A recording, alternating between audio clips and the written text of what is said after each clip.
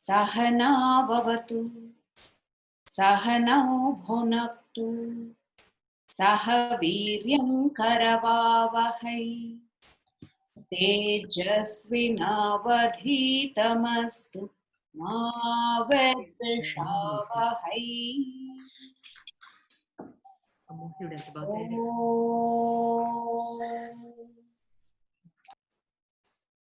Shanti Shanti Shanti.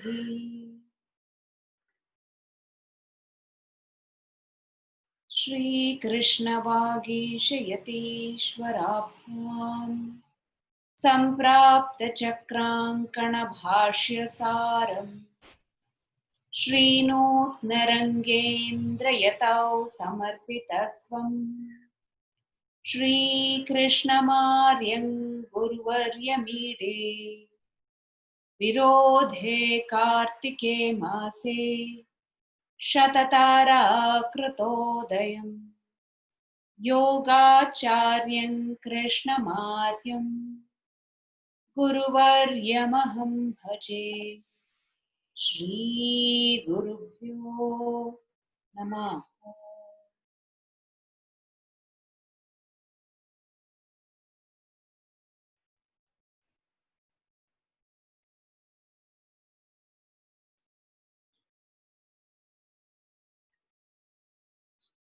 So hope you have been able to assume a comfortable seated posture.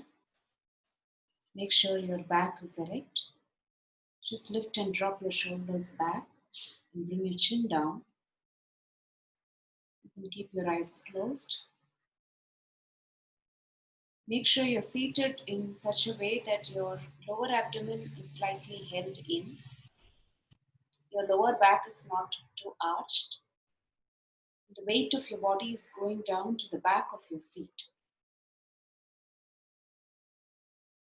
Your chest and your abdomen are lengthened, and so is your upper spine.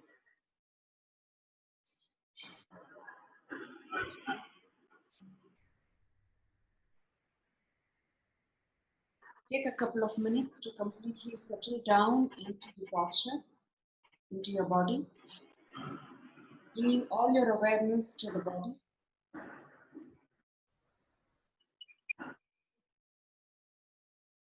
Moving all the way from the crown of the head to your feet, and sweeping your awareness back from the feet to the crown of your head. And you pass through each part, consciously relaxing these parts, letting go of any tension, any tightness.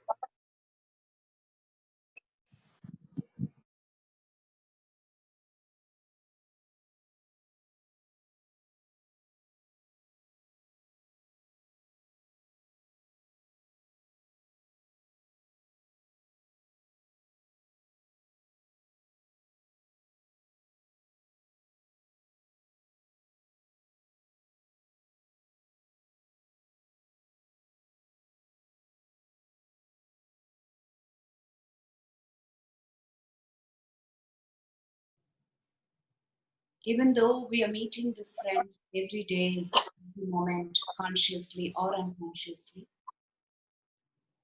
every moment of connection is a fresh opportunity to be with ourselves fully and completely in this moment without being hijacked to the past or the future.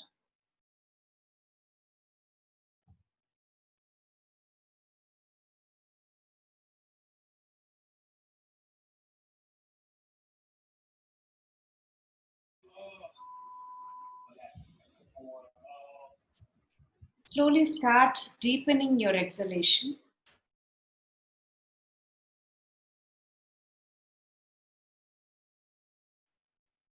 Directing the exhalation from the lower abdomen by gently drawing the lower abdomen in, allowing the chest to fully relax, and end your exhalation again coming back to the lower abdomen.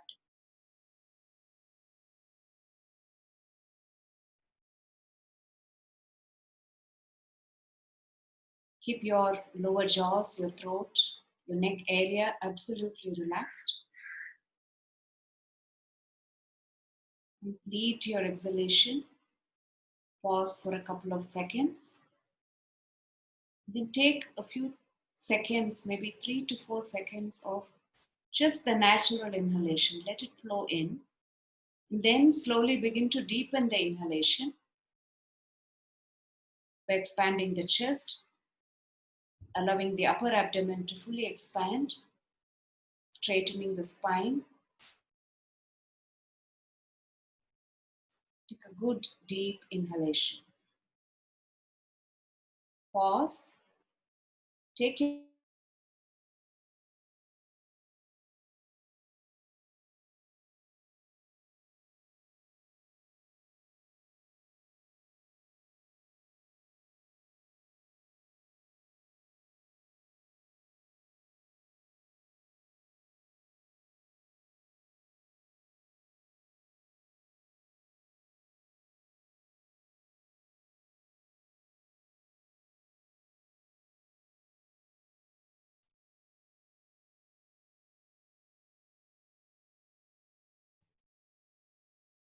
If there is a tendency to move the spine up and down during the inhale and exhale, avoid it.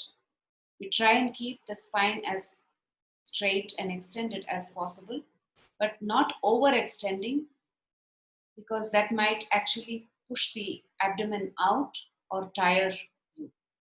You might start feeling some pain in your back. So extend it enough so that you're feeling relaxed. All your back muscles continue to be relaxed, but not to slouch the back as you're exhaling. Don't uh, drop the chest and allow the back to round up. Just keep the back straight.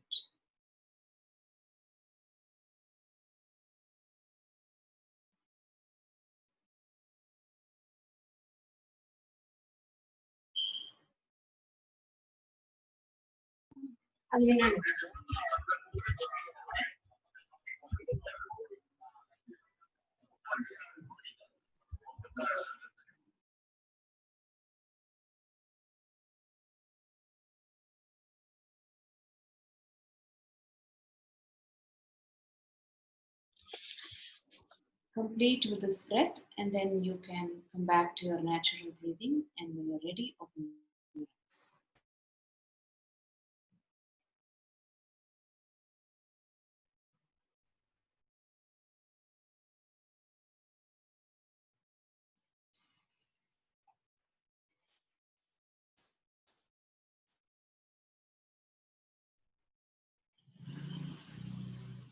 So, welcome back. I hope you have had a peaceful week, spacious. This idea of time and space is so deeply interconnected. Space is called Akasha, and time is called Avakasha. So, it's really important if we are looking at our quality of life. Am I feeling that my life is spacious? It's not just the physical space that we live in. Am I having enough space around me? It's not just confined to the space for me to breathe in and out comfortably. If I have eaten too much, of course, I don't have enough space to breathe. Sometimes it's about the space in our relationships. Am I having enough space to express myself? Am I having enough space to actually even be who I am? Yeah. Am I claiming that space for myself in my relationships? Am I creating those clear boundaries? And primarily, I think the space is about how much we sometimes allow our life to be cluttered here, in the head. Like I'm not doing too much, but I'm thinking all the time. I have to do this, I have to do this, I have to do this, I have to do this. Not doing, cluttered, no space. So the spaciousness is very important, and the longer the idea of kala, creating a certain rhythm with your breath, a certain relationship between the different components of your breath, a longer exhalation is to empty the mind. So you create more space in your mind, more space so that something better, something more beautiful can emerge from within. We're not just adding stuff from outside, whether it's information or whether it is just a lot of things that we continuously gather mindlessly. So creating space, uncluttering so that something within can manifest itself.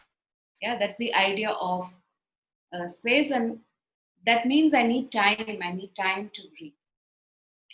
Today when I was just doing my pranayama practice, I had the sudden memory of doing a very beautiful line breathing practice with a group. This was many years ago. I was teaching a retreat in Sydney, and it was a it was I think it was winter, and it was a very nice, bright, sunny day, very rare in winter. So we all decided to go to the park, the Centennial Park. Some of you have been there. Beautiful. And we all did a practice lying down on the grass and just the vast, beautiful sky, and we're of course lying under a tree because it was quite sunny, and the sunlight filtering through the blue sky, and we could breathe endlessly. It was like the inhalation never ended, the exhalation never ended. And then somebody looked at their phone or something, and she said, "Today is gazing at the sky day," or something like that. I don't even know that there will be a day for that. And what a coincidence! We were all gazing at the sky and just breathing and breathing together. It was so beautiful. So if you get a chance, do that. Lie down on the grass or your terrace and just breathe, because then you really connect with the space. You say the Prithvi is what's holding you, the earth is what is holding you. So when you sit down, establish a firm, solid, stable connection with the earth. So let your spine arise from there. Okay, so it's completely rooted to the earth. And you're reaching out to the sky, the Dhyau, which is the Uttara Rupa. In Taittiriya Upanishad, it talks about that. So what is connecting the sky and the earth is a space in between, a space to breathe, space to express ourselves as we are and potentially what we could be in our life. And what helps us to do that is yoga, and of course, primarily our breath as a tool.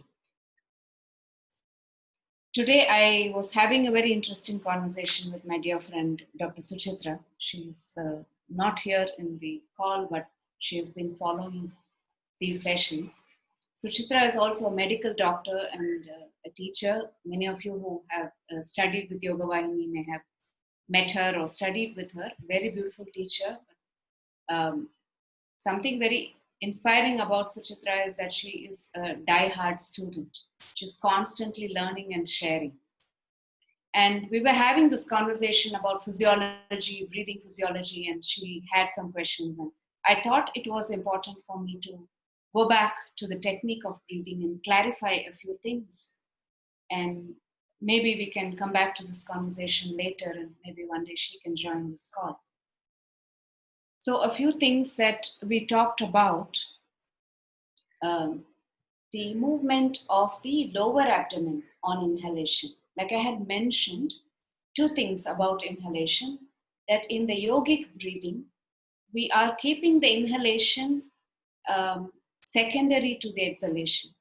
We are making the exhalation more active and the inhalation less active. Whereas in the natural breath, if you look at all the physiology textbook and you go through any videos on breathing, they will only talk about the inhalation component. How this whole the expansion, the space between the pleura increases, then there is negative pressure created, how the breath is drawn in, movement of the diaphragm. Exhalation is simply a passive reaction to the inhalation process. Whereas in yogic breathing, what we're trying to do is making the exhalation more active and the inhalation less active. So it doesn't mean to say you're not actively inhaling, but it is less active than the exhalation. So you initially try to inhale more passively. And this is also something that I have been learning to do more actively to breathe in passively because of the tendency of my body to heat up a lot.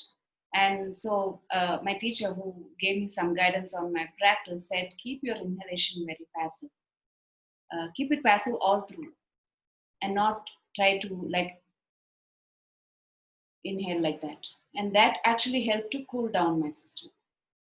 Okay, so these two things. One is the exhalation is more active, and then you let the inhalation happen. So suppose you are inhaling, say, for 8 seconds. The first 3-4 seconds of your inhalation, just let it flow. Okay, so if you are able to watch me, when I have exhaled completely, I'm going to begin to inhale.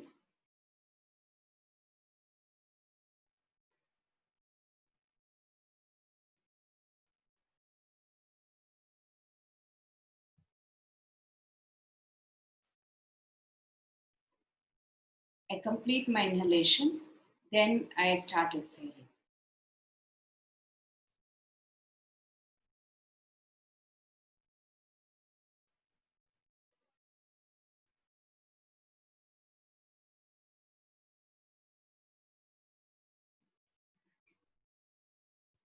Yeah, I don't know whether you were able to observe the beginning part of my inhalation is very, very passive and relaxed. Just let it flow, okay?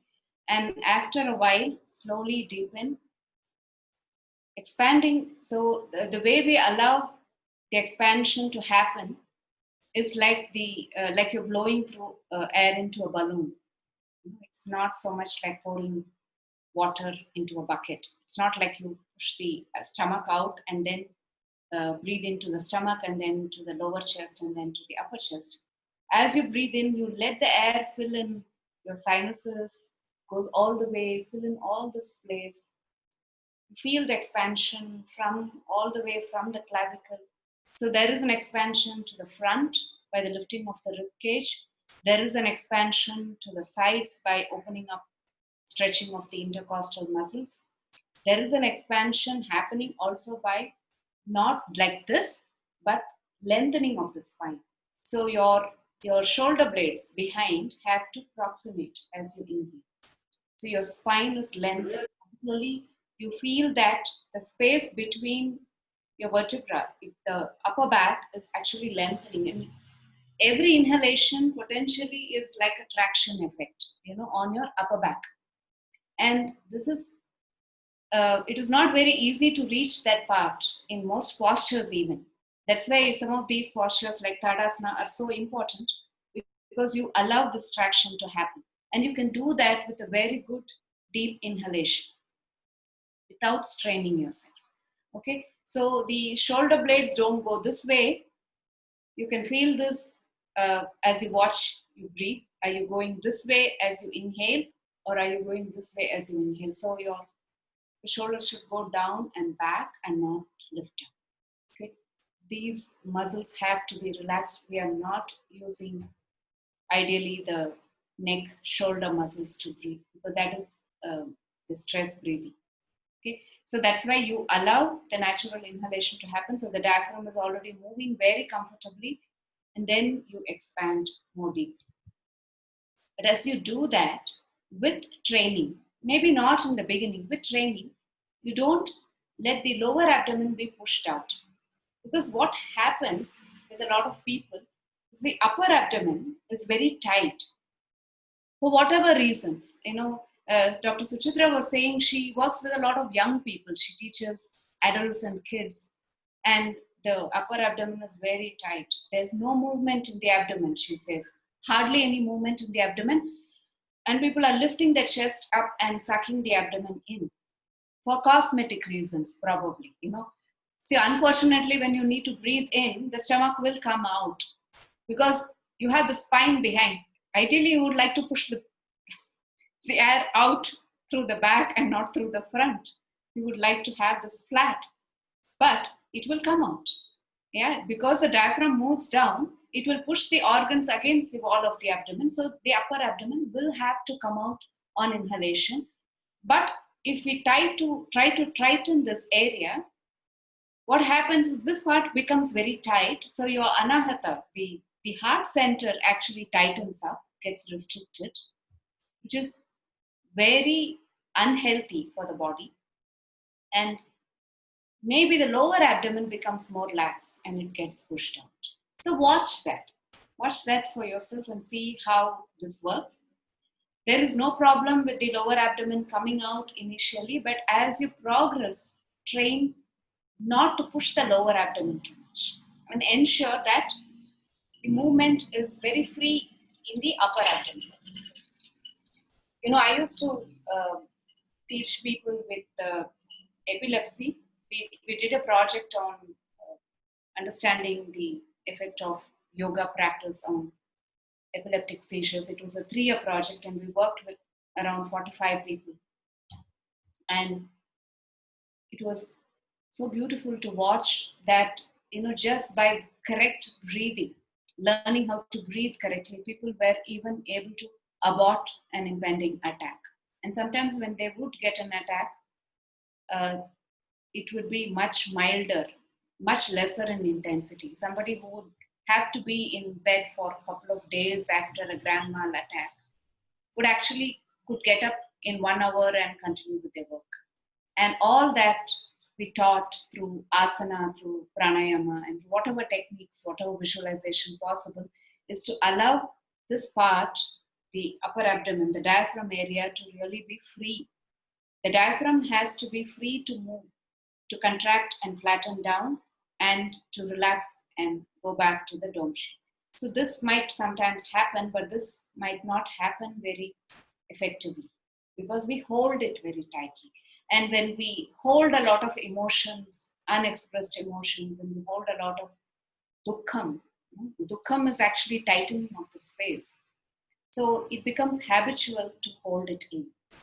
And what we can observe when somebody is actually having an epileptic seizure, this whole area gets sucked in. So the practice is to push it out. And for some people we have taught, of course everybody was taught an individualized practice. Some people we taught how to open this area. I would say, like, imagine there was a lotus flower placed on your abdomen, a bud, a closed bud. And you're doing Vipadapitham, you're doing the lying desk pose.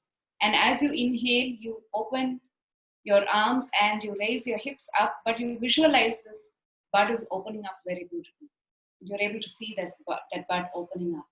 And naturally, they will start expanding this area. Because that visualization helps to expand. And then slowly with the practice, you begin to see that this part is much more relaxed and they're able to expand. So the vagus nerve is connected to the diaphragm. And the parasympathetic activation happens by actually learning to relax the diaphragm area very well. So this is very, very important for inhalation. Even if you push the lower abdomen out, it doesn't matter, but don't hold the upper abdomen in. That's very important. So that's one thing that we spoke about. And she was also talking about how in physiology, we talk about the lifting the handle of the bucket. It's the way the inhalation happens. And that's more, she was saying, like a unidimensional imagery. If you're lifting the handle of a bucket, it's as if the lungs are only expanding in one direction. But they're not expanding in one direction, they're expanding in all directions. Yeah. So the idea is to have the imagery of blowing of a balloon, maybe, so that that when the air goes in, it goes in all directions. It's not only directed towards the bottom. It is expanding in all directions, and allow it to expand by physically letting the movement happen. Yeah? We are not sucking the air in, we're just creating the negative pressure by expanding. What the prana is doing, it is just allowing the expansion to happen so that the breath can flow in. Exhalation is from the lower abdomen. We know the lower abdomen area below the navel is the area of the apana vayu. Apana vayu is responsible for elimination, for removing waste products from the body through your digestive system, through your urinary system, through your menstrual cycle. all that. Apana Vayu is also responsible for exhalation. Okay, so Apana Vayu is also functioning at every level, like in the lungs, at every cellular level, to throw out the toxins so that they can be removed from the system. Therefore, any kind of detoxifying or eliminatory process has to be initiated from the seat of the apana, which is your lower abdomen. And that's what also Bhagavad Gita is talking about, how it is defining pranayama is inhalation, the prana offering itself to the apana, and exhalation is the apana offering itself to the prana. So initiating the exhalation from the lower abdomen is very important. Why? Because you using the lower abdominal muscles to push the diaphragm up. So you empty the lower lobes of the lungs and completely empty the air. Then you can fill in. Yeah, and Suchitra was also telling me about Steiner. The philosophy of Steiner talks about the bladder being very much connected to the lungs. And the bladder is located in the lower abdomen. Right? So when you're pulling the lower abdomen in on exhalation, you're also facilitating the lungs to function better. This is how I am understanding it at this moment.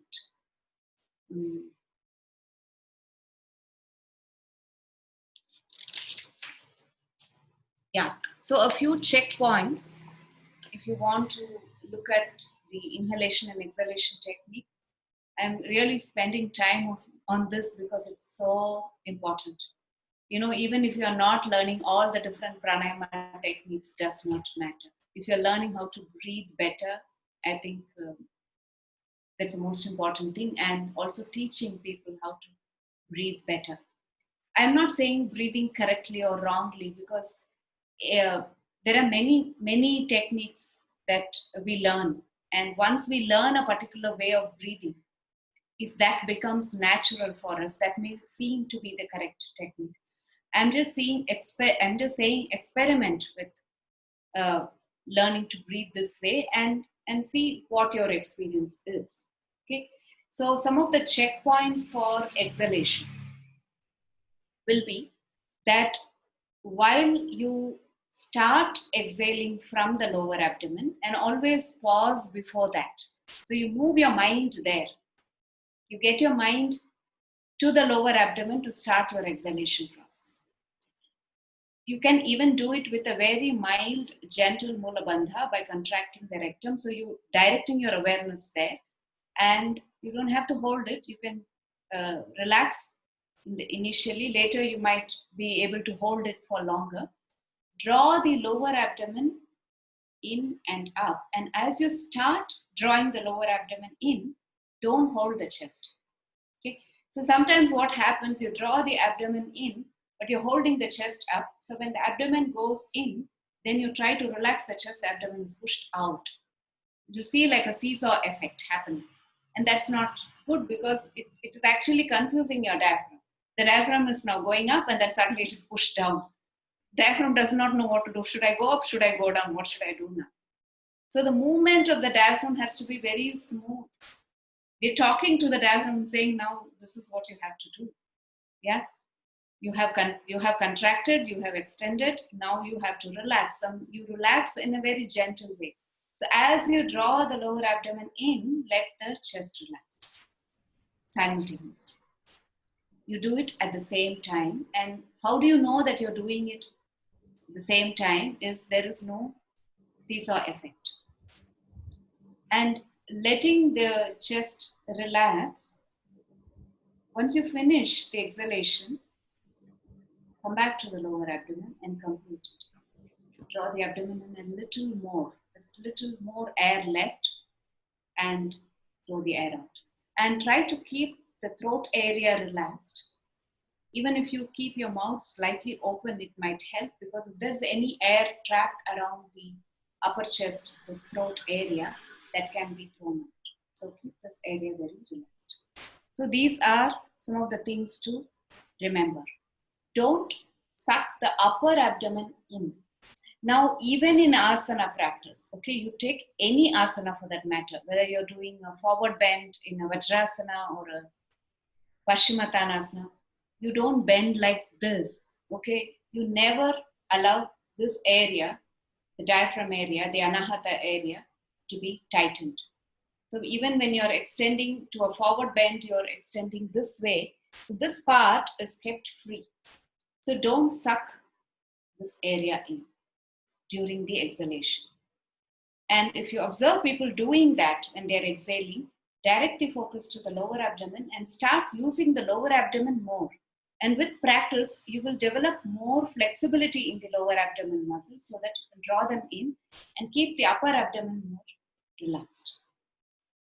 The throat, jaw area has to be very, very free and relaxed. And how do you know that you have exhaled comfortably? Is at the end of exhalation, this whole body, I mean, not just your abdomen, your chest, your diaphragm, your throat, your neck, your back, your whole body has to be relaxed.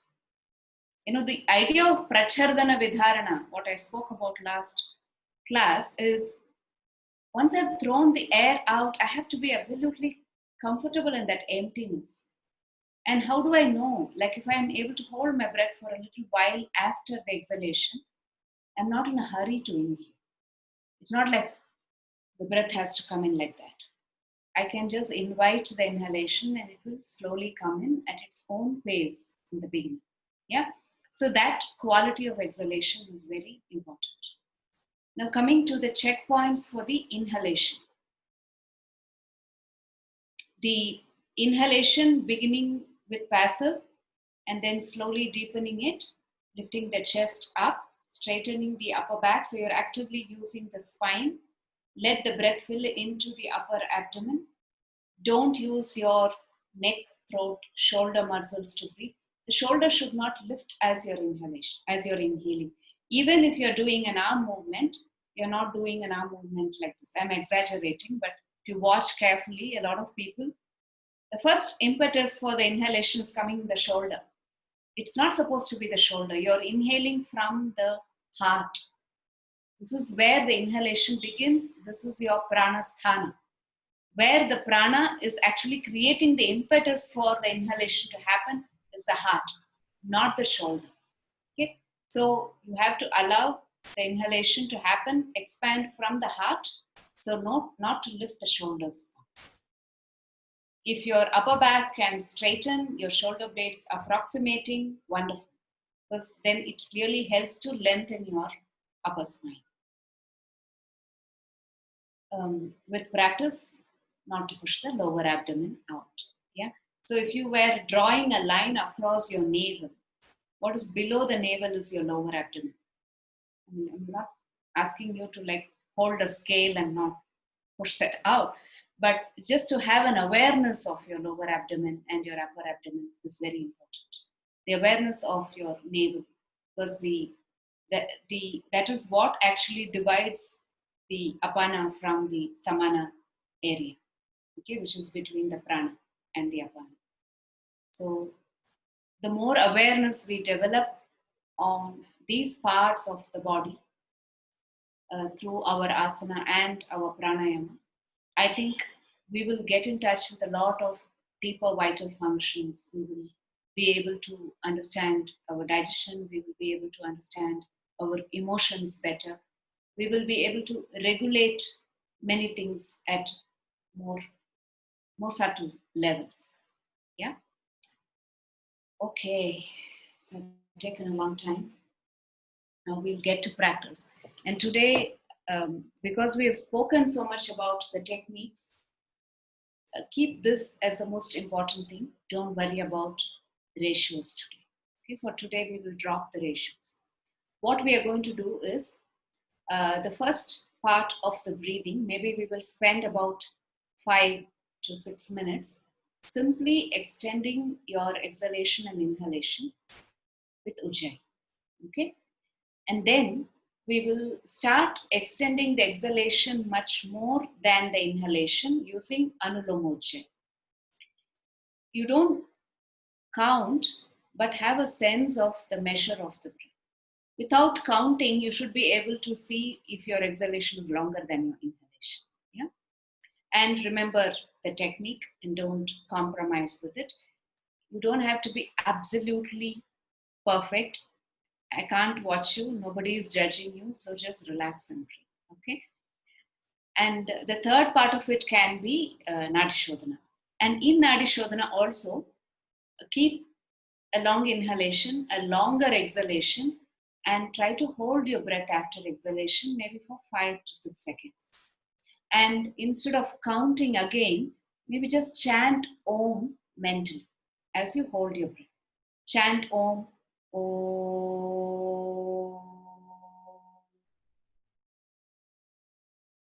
Then you inhale, Nadi Shodhana. Exhale, Nadi Shodhana, and then chant Om mentally. Okay, so let's start. I'm going to take off my video so you're not looking at me. You're focusing on your breath.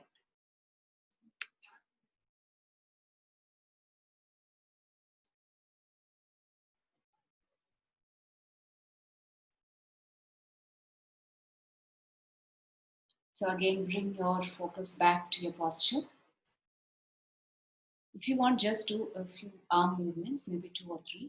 As you inhale, stretch your arms up from the sides. Feel the opening of the sides of the chest, lifting off the rib cage, opening of the upper abdomen. Stretch your arms by locking your fingers and turning your palms out. Pause and then exhale from the lower abdomen, slowly lowering your arms from the sides, relaxing your chest. Bring your hands down to the floor. Come back to the lower abdomen, complete your exhalation. 2 more times.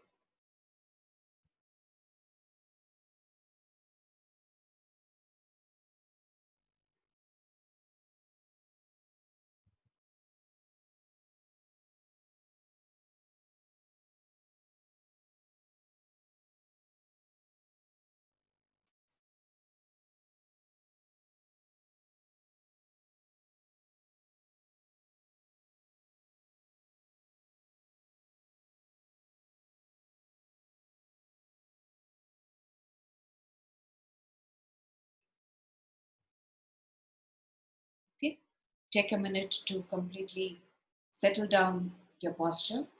You can sit, if you're sitting on a chair, make sure your feet is firmly planted on the ground. Maybe your knees are slightly lower than the hip level or at least equal to the hip level, not higher. If you're sitting on the ground, you can sit in Sukhasana or half Padmasana, which is Brahmasana. Ideally, Siddhasana, where your seat is much more open and broad, so you get a good base. You're firmly rooted in the earth, and your spine is stretched, extended, as if the crown of your head is reaching up to the sky. Keep your shoulders relaxed, bring your chin down, and close your eyes.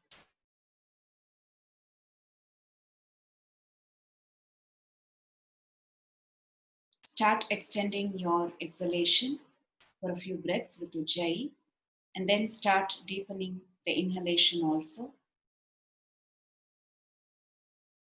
And free breathing, don't worry about counting the length of the breath. Let it just flow out and in. Let the Ujjayi be very, very subtle. A very fine silk thread passing through throat.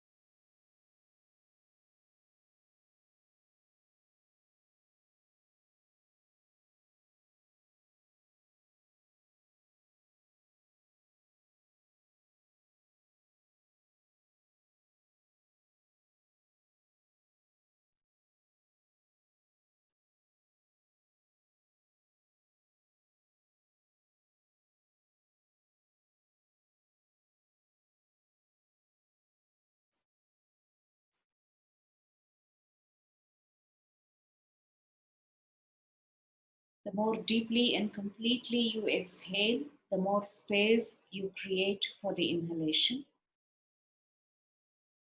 And remember to pause briefly after the exhalation and the inhalation.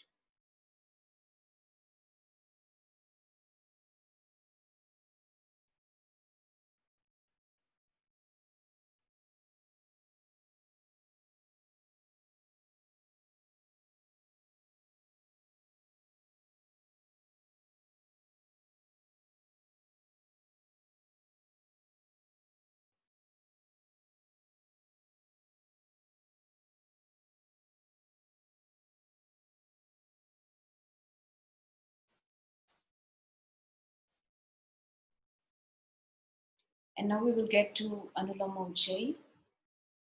So your inhalation is with Ujjayi and your exhalation is through alternate nostrils. So you begin exhaling through your left nostril partially closed and your right is fully closed using Mrigi Mudra. Complete your exhalation and then inhale back to the throat. Then exhale through the right nostril partially closed, left is fully closed. And try to extend your exhalation a little more than what you were able to exhale through Ujjayi. And see if you can have a sense of the lengthening of the exhalation without having to count the breath.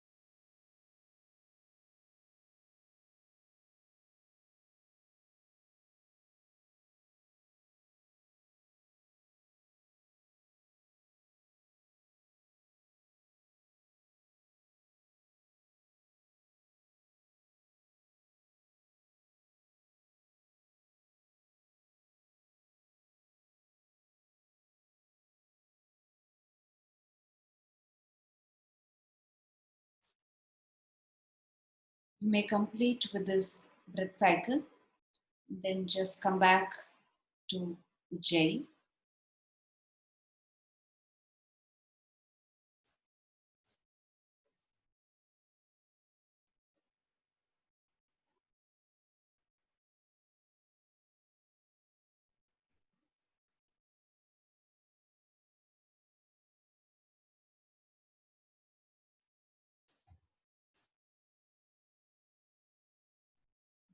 We will now start Nadi Sodhana.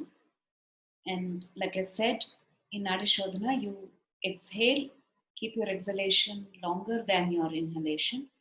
And after you complete your exhalation, hold your breath for a few seconds as you chant Om mentally. So that there is only one movement, which is the sound that you hear and you feel in your mind, the sound of Om. and then you inhale. So again, to go back to the technique, exhale completely through the left nostril partially closed, right is fully closed, and then inhale through the partially closed, partially open left nostril. Exhale through the partially open right nostril. Inhale through the partially open right nostril. Exhale through the partially open left nostril. This is one cycle. So what you're going to do is you inhale, pause, exhale longer than the inhalation, and then hold your breath and chant Om mentally. Still your body, just chant Om. So continue. You don't have to count the number of breaths. We will do it until I ask you to stop.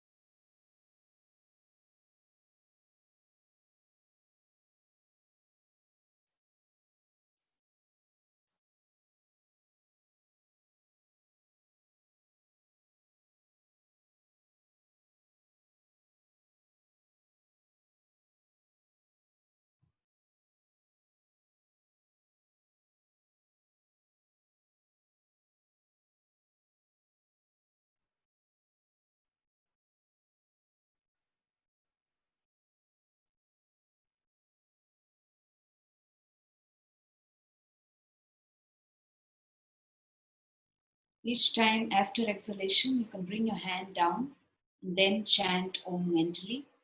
Take your hand back and then start your inhalation.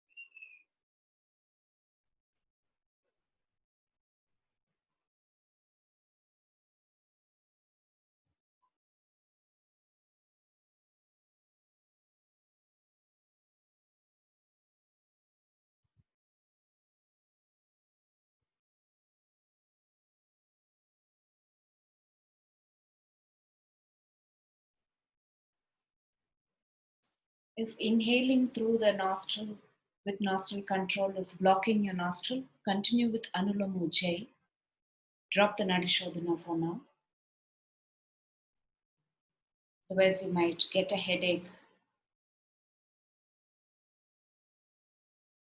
Just continue with Anulom Ujjayi. Keep the inhalation with Ujjayi and exhalation through alternate nostril.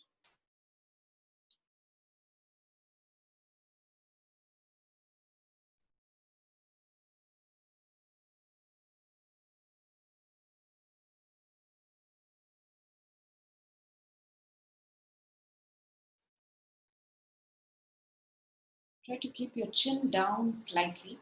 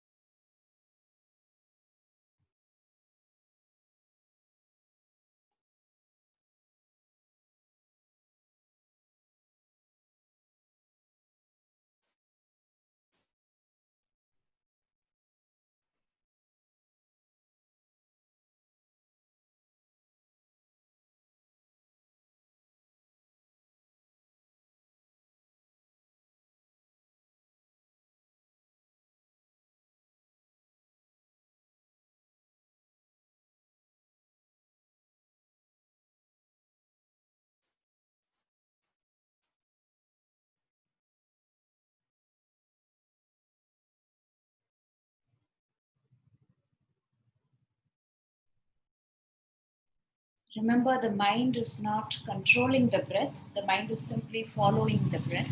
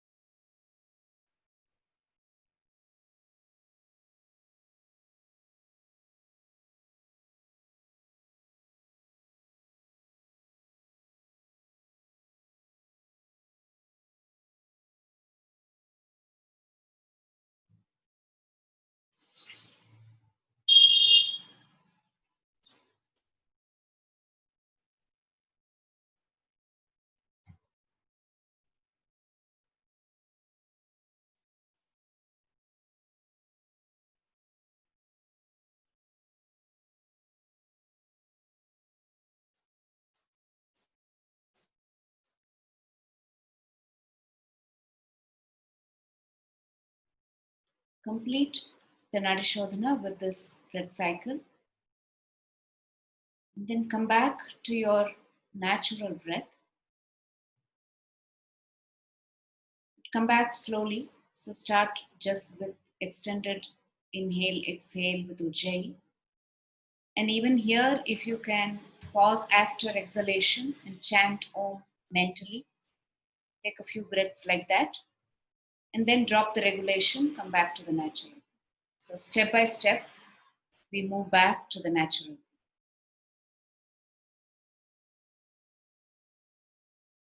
Nadi Shodhana to Ujjayi with pause after exhalation, chanting Om mentally.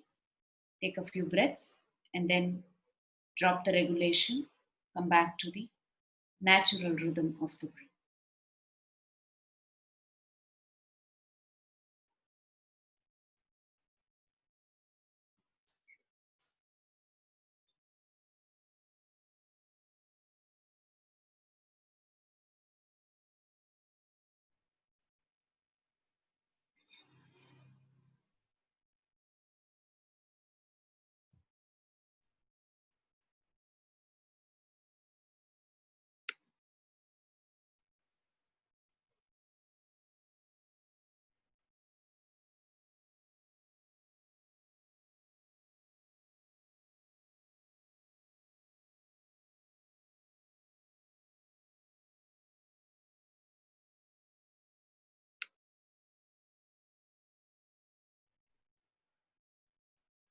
And whenever you're ready, you can open your eyes.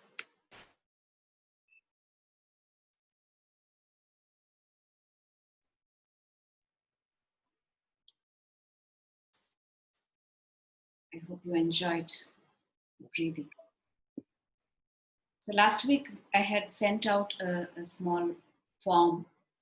Many of you have filled it. Thank you. And some of you have not filled it. If you can take some time to do that.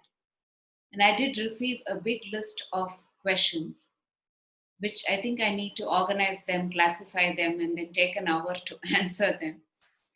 And I hope I can do that next week. Maybe I'll have a little longer session to address some of these questions. Um, Today, I will just look at the question that you have asked. So, Kavita, you asked about the right nostril getting blocked. So, always remember if your nostrils are getting blocked when you're doing nostril control inhalation, you either have to prepare by doing some Kapalabhati or Bastrika and clear the nostril, or you choose some other technique for now. Yeah. But maybe pay attention to the air conditioner, the fan, the food you're eating to see if this tendency for the blocked nostril is like is it something that's more perennial or is it something that's very short term that you can address? I've been sorry, Saras, but I've been noticing because this whole week this Anuloma, which we've been following, Nadi Shodhana, I've noticed like be it in the morning or evening, my right nostril constantly gets blocked. At least after 4-5 rounds, like on the inhalation. So I don't know what is it like. Okay, so in your asana, could you try some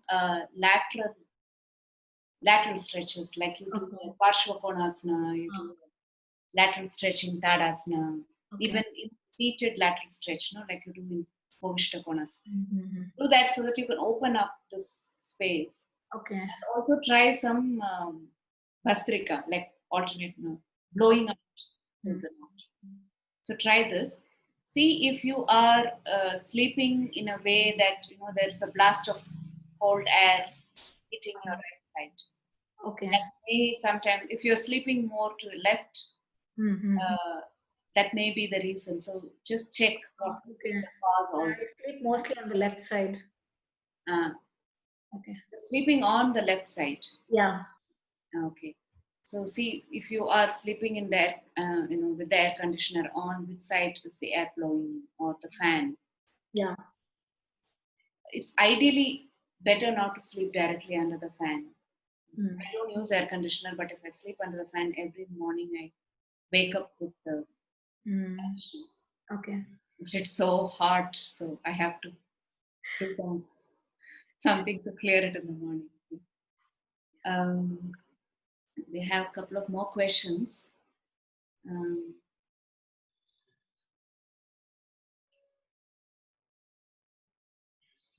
do you suggest to form any mudra with fingers during pranayama? I haven't learned any mudra pranayama. I haven't learned it from my teacher. So I usually I use, if I'm using my right nostril for controlling my nostril for breathing, then I use my left nostril to count, left hand to count. Yeah. So this right hand is using for regulation, the left hand is being used for counting. So I count, like I showed you, in the first class, how you count the 12 rounds. But you could, I mean, if you're doing Ujjayi, Pranayama or Shitali or something, you could use mudras. I normally use like a very simple chin mudra. I haven't learned mudra pranayama. I would like to learn. I haven't. So if you have learned, you can use it. Mm.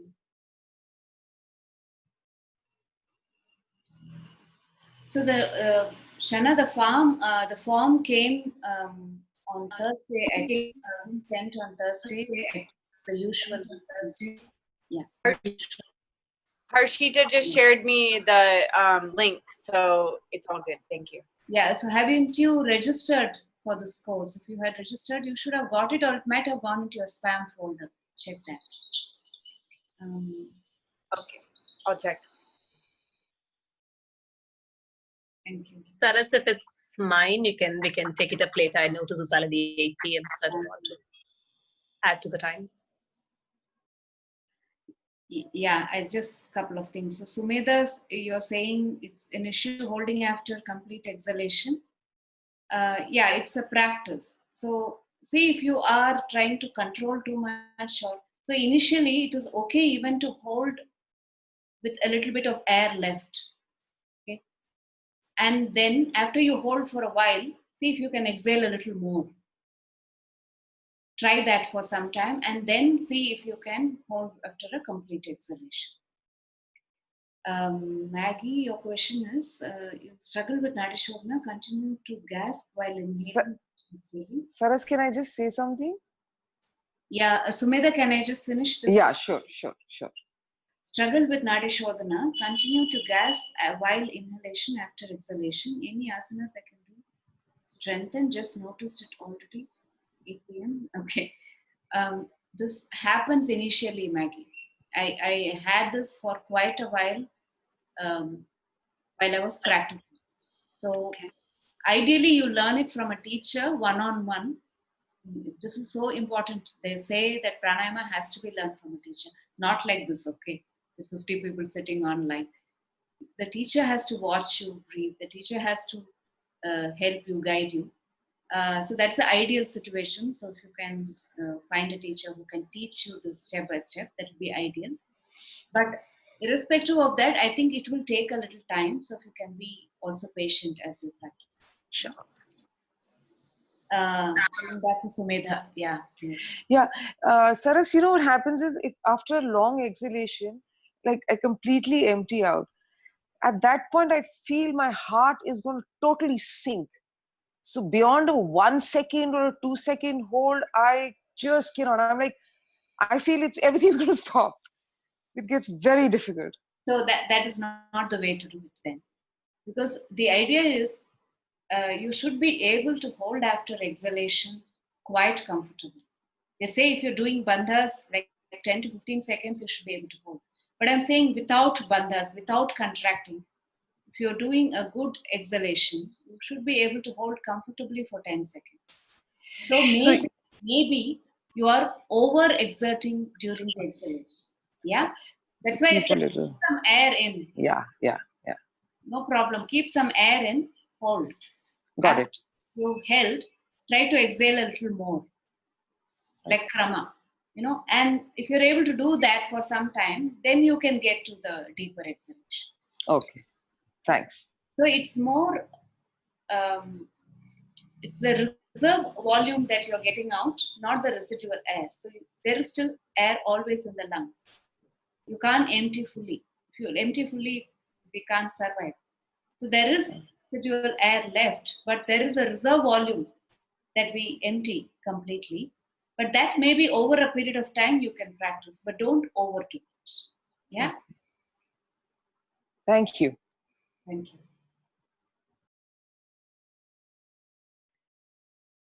Any particular technique, Maya, when the saliva is collecting in the mouth?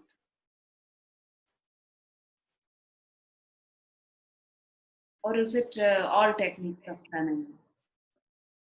Almost all I have observed, not the Anulom Ujjayi, more in the Nadi Sodhana. But today, when I did it with you, I had less of it. I try to relax the mouth, let go the jaws, completely relax, try to keep the stillness. I'm scared after some time I might even dribble. Yeah, just swallow your saliva. I will need to experiment with this a little bit and maybe understand this a little more before I talk about it. Okay. Yeah, but if you need to just swallow, just for without, as long as it doesn't disturb your mind, it's fine. Okay, thank you. Okay, so I'm going to finish with a prayer. Thank you again for joining, and see you next week. And hopefully, I will be able to answer some of your questions. And those of you who have not completed the form, please can I ask you to take some time to do that.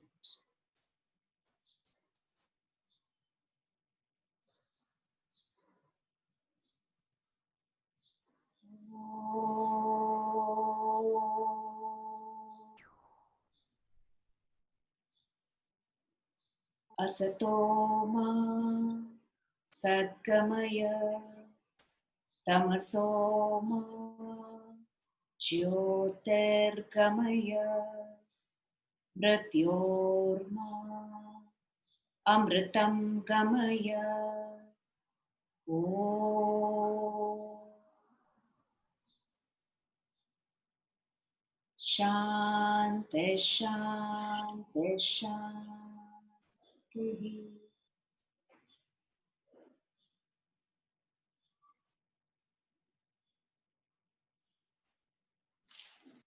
Thank you. Thank you, Saras. Thank you, Saras. Bye. Have a wonderful weekend. Thank you, sir. Bye. Bye-bye. Donna. Thank you. Bye. Bye. Sarah.